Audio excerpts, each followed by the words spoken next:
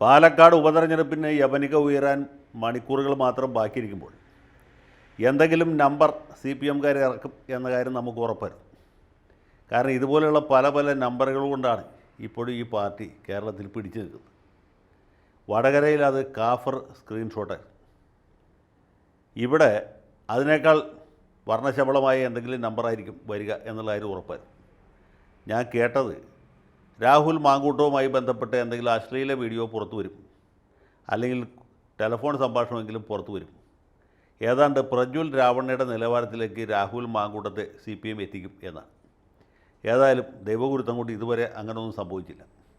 അങ്ങനെ എന്തെങ്കിലും സംഭവിച്ചിരുന്നെങ്കിൽ പാവ രാഹുലിൻ്റെ കല്യാണാലോചന പോലും മുടങ്ങിപ്പോയത്. ഇപ്പോൾ വന്നിട്ടുള്ളത് ഭാഗ്യത്തിന് നമ്മുടെ സന്ദീപ് വാര്യർ BJP വിട്ട് കോൺഗ്രസ്സിലേക്ക് വന്നു എന്ന ഒരു സൗകര്യമാണ്.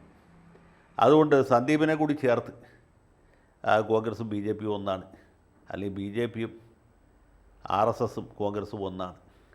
ഇന്ന് സംഖ്യയായിരുന്നപ്പോൾ നാളെ കോൺഗ്രസ്സാവും, ഇന്ന് കോൺഗ്രസ് ആയിരുന്നപ്പോൾ നാളെ സംഖ്യയാവും എന്ന രീതിയിലുള്ള ഒരു പരമ്പരാഗത പരീക്ഷണം തന്നെ അല്പം വ്യത്യസ്തമായൊരു പ്ലാറ്റ്ഫോമിൽ അവതരിപ്പിക്കാനാണ് ഇത്തവണ പാർട്ടി ശ്രമിച്ചത്. അതുകൊണ്ടാണ് ഈ തെരഞ്ഞെടുപ്പ് കമ്മീഷൻ മുമ്പാകെ കൊടുത്ത കണക്കിൽ പോലും പെടുത്താതെ, അവരുടെ അനുവാദം വാങ്ങാതെ, മോണിറ്ററിംഗ് കമ്മിറ്റിയോട് ആലോചിക്കാതെ, വാർത്തയാണോ പരസ്യമാണോ എന്ന് മനസ്സിലാക്കാൻ പറ്റാത്ത രീതിയിലൊരു പരസ്യം, അല്ലെങ്കിൽ വാർത്താ പരസ്യം, അല്ലെങ്കിൽ പരസ്യ വാർത്ത ഈ നാട്ടിൽ അത്ര അധികം ഒന്നും സർക്കുലേഷൻ ഇല്ലാത്ത രണ്ട് പ്രമുഖ പത്രങ്ങളിൽ പ്രസിദ്ധീകരിച്ചത്. ഒന്ന് EK സമസ്തയുടെ ഉടമസ്ഥയിലും ഉത്തരവാദിത്തത്തിലും പ്രവർത്തിക്കുന്ന സുപ്രഭാതം പത്രമാണ്. ഈ സുപ്രഭാതം കുറച്ചു കാലമായിട്ട് മാധ്യമത്തെ തോൽപ്പിക്കുന്ന രീതിയിലുള്ള വാർത്തകളാണ് കൊടുത്തുകൊണ്ടിരിക്കുന്നത്. അതിനെക്കുറിച്ച് ഞാൻ പിന്നീട് ഒരു അവസരത്തിൽ വിശദമായിട്ട് പറയാം. പത്രത്തിൻ്റെ പേര് തന്നെ ദുഷ്പ്രഭാതം എന്നാക്കി മാറ്റേണ്ട സമയം അതിക്രമിച്ചു എന്നാണ് എനിക്ക് തോന്നുന്നത്. അത് EK സമസ്തയിലുള്ള ചില പടലപ്പിണക്കങ്ങളുമായിട്ട് ഇതിന് ബന്ധമുണ്ട്. കാരണം പരമ്പരാഗത മുസ്ലിം ലീഗ് രാഷ്ട്രീയത്തോട് നോ പറഞ്ഞ ആളുകളാണ് ഇപ്പോൾ EK സമസ്തയെ നിയന്ത്രിക്കുന്നത്. അവർ തന്നെയാണ് സുപ്രഭാതം പത്രത്തെ ദുഷ്പ്രഭാതമാക്കി മാറ്റിയിട്ടുള്ളത്. മറ്റൊന്ന് നമുക്കെല്ലാവർക്കും അറിയാവുന്ന നമ്മുടെ കാന്തപുരം AP ഉസ്താദിൻ്റെ വിഖ്യാതമായ സിറാജ് പത്രമാണ്. സിറാജിലും മാർക്സിസ്റ്റ് പാർട്ടിയോട് ചായ്വ് പുലർത്തുന്ന പത്രമാണ്. പച്ച ദേശാഭിമാനി എന്നും കൂടി ഇതിന് പേരുണ്ട്. ദേശാഭിമാനിയിൽ പോലും വരാത്ത ചില സത്യസന്ധമായ വാർത്തകൾ ഇപ്പോൾ സിറാജിൽ വരും. ഈ രണ്ട് പത്രങ്ങളും വൈപ്പിൻ നമ്മുടെ മുനമ്പം വിഷയത്തിലേക്ക് എടുത്തിട്ടുള്ള നിലപാടും കൂടി നോക്കിയാൽ സംഗതി വ്യക്തമാണ്. മാർക്സിസ്റ്റ് പാർട്ടിയുടെ B ടീമായിട്ടാണ് ഇപ്പോൾ EK സമസ്തയിലെ ഒരു വിമത വിഭാഗവും പണ്ട് മുതൽക്ക് തന്നെ AP വിഭാഗവും പ്രവർത്തിച്ചുകൊണ്ടിരിക്കുന്നത്. അങ്ങനെ ഈ സുന്നികൾ നടത്തുന്ന സാലിഹായിട്ടുള്ള ഈ രണ്ട് പത്രങ്ങളിലും ഒന്നാമത്തെ പേജിൽ വാർത്തയാണോ പരസ്യമാണോ എന്ന് അറിയാൻ പറ്റാത്ത ഒരു സംഗതി പ്രത്യക്ഷപ്പെട്ടു. അതിന് തെരഞ്ഞെടുപ്പ് കമ്മീഷൻ്റെ അല്ലെങ്കിൽ മോണിറ്ററിംഗ് കമ്മിറ്റിയുടെ റിപ്പോർട്ടോ അല്ല അതിന് അംഗീകാരമൊന്നും നേടിയിരുന്നില്ല. അതിൻ്റെയൊക്കെ ആവശ്യമുണ്ടെന്നുള്ളത് ഈ പത്രം നടന്ന ആൾക്കാർക്ക് അറിയാൻ പാടില്ല. അതുകൊണ്ടാണ് ഈ പത്രം ദേശാഭിമാനിയിലോ ജനയുഗത്തിലോ വരാഞ്ഞത്. അതിൻ്റെയൊക്കെ നടത്തിപ്പുകാർക്ക് അറിയാം ഇങ്ങനൊരു പരസ്യം പ്രസിദ്ധീകരിച്ചാൽ പുലിവാലാകും എന്നുള്ള കാര്യം. സരിൻ തരംഗം എന്ന രീതിയിലാണ് വാർത്ത വന്നത്. അതിൽ സന്ദീപ് വാര്യരെ സാമാന്യനെ കഠിനമായി ആക്ഷേപിക്കുകയും അദ്ദേഹത്തെ പാർട്ടിയിലെടുത്ത കോൺഗ്രസ്സുകാരെ പരിഹസിക്കുകയും ചെയ്തു എന്നുള്ളതാണ് അതിൻ്റെ ഇതിവൃത്തം. ഇതിവൃത്തമൊക്കെ എല്ലാവർക്കും അറിയാം, ഞാനിപ്പോൾ ആവർത്തിക്കുന്നില്ല. എന്തുകൊണ്ടാണ് ഇങ്ങനൊരു സാധനം കൊടുത്തതെന്ന് ചോദിച്ചാൽ, ഇത് വായിക്കുന്ന കുറച്ചെങ്കിലും സത്യവിശ്വാസികൾ, മുസ്ലിം മതവിശ്വാസികൾ കോൺഗ്രസ്സിന് വോട്ട് ചെയ്യാതിരിക്കും, അല്ലെങ്കിൽ രാഹുൽ മാങ്കൂട്ടത്തിനെ തോൽപ്പിക്കാൻ വേണ്ടി സരിന് വോട്ട് ചെയ്യും എന്നുള്ളതാണ് ഇവരുടെ പ്രതീക്ഷ, ഇവരുടെ പ്രത്യാശ. ആ ഒരു പ്രത്യാശ മുൻനിർത്തിക്കൊണ്ടാണ് ഇങ്ങനെ ഒരു പരസ്യം അല്ലെങ്കിൽ ഇങ്ങനൊരു വാർത്താ ആഭാസം ഈ രണ്ട് പത്രങ്ങളുടെയും ഒന്നാം പേജിൽ പ്രസിദ്ധീകരിച്ചത്. ഇങ്ങനൊരു സംഗതി പ്രസിദ്ധീകരിച്ചത് ഞങ്ങൾ അറിഞ്ഞിട്ടില്ല എന്നാണ് EK സമസ്തയുടെ മുതലാളിമാരിപ്പോൾ പറയുന്നത്. അവിടെ പരസ്യം സ്വീകരിക്കുന്നതിന് പ്രത്യേകിച്ച് നയമൊന്നുമില്ല. സിനിമാ പരസ്യം പ്രസിദ്ധീകരിക്കരുത് എന്ന് മാത്രമേ ഈ പത്രങ്ങൾക്കും, സുപ്രഭാതത്തിലാകട്ടെ സിറാജിലാകട്ടെ, മമ്മൂട്ടി അഭിനയിച്ച സിനിമയുടെ പോലും പരസ്യം കൊടുക്കുകയില്ല. ആ കാര്യത്തിൽ അവർക്ക് നിർബന്ധ ബുദ്ധിമുട്ട്. പിന്നെ എന്ത് തരം പരസ്യങ്ങളിൽ വരുന്നതെന്ന് വെച്ചാൽ, ചിലപ്പോൾ ഈ ചില സ്ത്രീകൾ ഭർത്താക്കന്മാരെ മൊഴി ചെല്ലുന്ന പരസ്യം വരും, അപൂർവമായിട്ട് കോടതി പരസ്യം വരും. അല്ലാത്തപ്പോൾ വരുന്നത് ചില അത്ഭുത ശക്തി ഉണ്ട് എന്നറിയപ്പെടുന്ന എന്ന് വിചാരിക്കുന്ന ചില മരുന്നുകളുടെ പരസ്യമാണ്, അല്ലെങ്കിൽ ആണിരോഗം സുഖപ്പെട്ടു, ഇങ്ങനെയുള്ള പരസ്യങ്ങളാണ്. അപ്പോൾ ഈ പരസ്യം കൊണ്ടൊന്നും പത്രം നടത്താൻ പറ്റില്ലല്ലോ. വേറെ ഏത് പരസ്യം കിട്ടിയാലും പ്രസിദ്ധീകരിക്കാം എന്നുള്ളതാണ് ഈ പത്രം നടത്തുന്ന ആളുകളുടെ ധാരണ.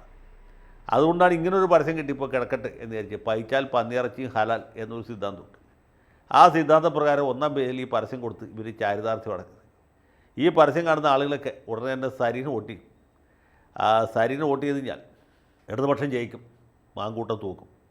ഇതാണ് ഈ പരസ്യം കൊടുത്ത ആളുകളുടെ വ്യാമോഹം. അതുതന്നെയാണ് ഒരു പക്ഷേ ഈ പരസ്യം പ്രസിദ്ധീകരിച്ച ആളുകളുടെയും വ്യാമോഹം. ഇതൊന്നും ഈ നാട്ടിൽ നടക്കാൻ പോകുന്നില്ല എന്ന് നമുക്കറിയാം. പാലക്കാട്ടെ യഥാർത്ഥ മത്സരം സരിനും നോട്ടയും തമ്മിലാണ്. അത് സുവിദിതമായിട്ടുള്ള കാര്യമാണ്. ഏതായാലും ഈ പരസ്യങ്ങൾ അധികം കിട്ടാത്ത ഈ രണ്ട് പത്രങ്ങൾക്കും ഒന്നാം പേജിൽ ഇത്ര ഘനഗംഭീരമായ പരസ്യം കിട്ടിയാൽ നമ്മൾ അവരെ അഭിനന്ദിക്കുക. ഇതുപോലെയുള്ള ഗുണ്ടാമണ്ടികളൊക്കെ ഇനി മേലിലും ആവർത്തിക്കുക. പത്രത്തിന് വാർത്തയെ സംബന്ധിച്ച് തന്നെ പ്രത്യേകിച്ച് നയമില്ല. അങ്ങനെ ഇരിക്കുമ്പോഴാണ് പരസ്യത്തെ സംബന്ധിച്ച് നയം വരുന്നത്. അതുകൊണ്ട് കുഴപ്പമില്ല, മുസ്ലിയാക്കന്മാർ ഈ കലാപരിപാടി ഇനിയും തുടരുക, കിട്ടുന്ന പരസ്യം സ്വീകരിക്കുക. ഒന്നാം പേജിൽ സ്ഥലമില്ലെങ്കിൽ അവസാനത്തെ പേജിൽ പ്രസിദ്ധീകരിക്കുക. പരസ്യത്തിൻ്റെ കാര്യത്തിൽ പ്രത്യേകിച്ച് നിയന്ത്രണം വരുത്തണമെന്ന് ഒരു സ്ഥലത്തും പറഞ്ഞിട്ടില്ല. പാർട്ടിയെ സംബന്ധിച്ചിടത്തോളം കുഴപ്പമൊന്നുമില്ല. ദേശാഭിമാനിയിലോ ജനയുഗത്തിലോ പ്രസിദ്ധീകരിക്കാത്ത പരസ്യം ഈ മുസ്ലിയാക്കന്മാരുടെ പത്രത്തിൽ പ്രസിദ്ധീകരിച്ചു എന്ന് കരുതി അവർക്ക് രോമാഞ്ചം കൊള്ളാം, അവർക്ക് നിർവൃതി അടയാം. പക്ഷേ അതിനപ്പുറത്തേക്ക് ഇതുകൊണ്ട് പ്രത്യേകിച്ച് യാതൊരു ഫലവും ഉണ്ടാകാൻ പോകുന്നില്ല എന്ന് നമുക്കറിയാം.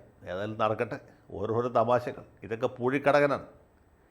ഈ വടക്കം വീരഗാഥയിൽ ഒരു ഡയലോഗ് നിങ്ങൾ ഓർക്കണ്ടോ? അവസാന ഘട്ടത്തിൽ ചന്തു പറയുന്നുണ്ട് യാരോമുണ്ണിയോടും കണ്ണപ്പുണ്ണിയോടും, നിങ്ങൾക്ക് എന്താടാ പറയാം, പുരഞ്ജിയമായി തുടങ്ങി സൗഭദ്രമായി മാറുന്ന പഴയ പുത്തൂരമടവോ, അതോ എതിരാളിയുടെ കണ്ണിൽ മണ്ണ് വാരിയിട്ട് വെട്ടുന്ന കുറുപ്പന്മാരുടെ പുതിയ അടവോ? ഏതടവാണെങ്കിലും ഇവിടെ ചിലവാവില്ല എന്ന് പറഞ്ഞ പോലെ ഈ പൂഴിക്കടകനൊക്കെ കയ്യിൽ വെച്ചാൽ മതി. ഇതൊക്കെ പഴയ കാലമല്ല. പണ്ടൊക്കെയാണെങ്കിൽ ആൾക്കാർ ഇത് കണ്ട് വിശ്വസിക്കും. ഇത് കണ്ട് തെറ്റിദ്ധരിച്ച ആളുകൾ വോട്ടിക്കും. ഇപ്പോൾ ഇതൊക്കെ പ്രസിദ്ധീകരിച്ചാൽ വിപരീത ഫലമുണ്ടാകും. കാഫർ സ്ക്രീൻഷോട്ട് നമ്മൾ കണ്ടാലുള്ളൂ. ഏറ്റവും അധികം CPMകാരുള്ള വടകരയിൽ എങ്ങനെയാണ് ശൈലജ ടീച്ചർ 1,15,000 വോട്ടിന് തോറ്റത്, അല്ലെങ്കിൽ ഷാഫി എങ്ങനെയാണ് ഈ മാർജിനിൽ വിജയിച്ചത് എന്ന് ചോദിച്ചാൽ കാഫർ സ്ക്രീൻഷോട്ടിന് അതിൽ വലിയ പങ്കുണ്ട്. അതൊരു വലിയ വിവാദമായി കേരളം ഒട്ടുക്കെ പാർട്ടിയുടെ ഇലക്ഷൻ പ്രോസ്പെക്ട്സിനെ ബാധിച്ചു എന്നുള്ളത് ഇപ്പോൾ പാർട്ടിക്കാർ രഹസ്യമായിട്ട് സമ്മതിക്കും, അന്ന് സമ്മതിക്കുമായിരുന്നില്ല. അപ്പോൾ ഇതുപോലെയുള്ള ഫ്രോഡ് പരിപാടികളൊന്നും ഇനിയുള്ള കാലത്ത് ആളുകളെ പറ്റിക്കാൻ പറ്റില്ല. കാലം ഒരുപാട് മാറി. ഈ CPMന് നേതൃത്വം കൊടുക്കുന്ന ബുദ്ധിജീവികൾ ഈ കാര്യമൊക്കെ ഒന്ന് മനസ്സിലാക്കിയാൽ നന്നായിരിക്കും എന്ന് മാത്രമേ എനിക്ക് പറയാനുള്ളൂ. സഖാക്കളെ, മുന്നോട്ട് ഇതുപോലെയുള്ള ഉടായിപ്പുകളുമായിട്ട് ഇനിയും മുന്നോട്ട്.